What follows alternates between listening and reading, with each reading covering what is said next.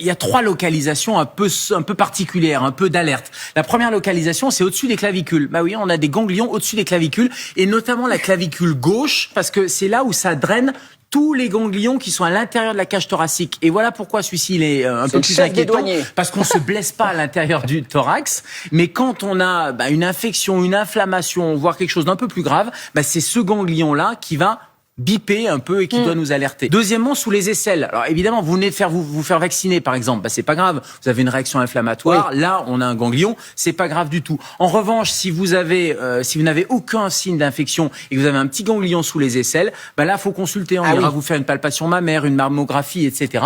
Et puis le ganglion de l'aine. Alors pareil, s'il y a une blessure au niveau de la jambe, c'est normal que ça remonte au niveau de l'aine, du pli de l'aine. C'est en l'absence de blessure que c'est pas normal qu'il gonfle. Mais c'est en l'absence de blessure. Ouais. Et puis il y a quelques critères quand même. Si vous avez un ganglion qui grossit régulièrement, qui dure depuis quelques semaines, qui est paradoxalement pas douloureux. Vous voyez, c'est dur comme une bille, c'est indolore, ça dure depuis 3 ou 4 semaines. Et puis, il y a d'autres symptômes qui viennent accompagner, comme une perte de poids, comme de la fièvre un peu au long cours. Là, faut s'inquiéter. C'est pas forcément un cancer, c'est même dans l'immense majorité des cas autre chose qu'un cancer. Mais il y a plein de petites maladies qui peuvent donner ça.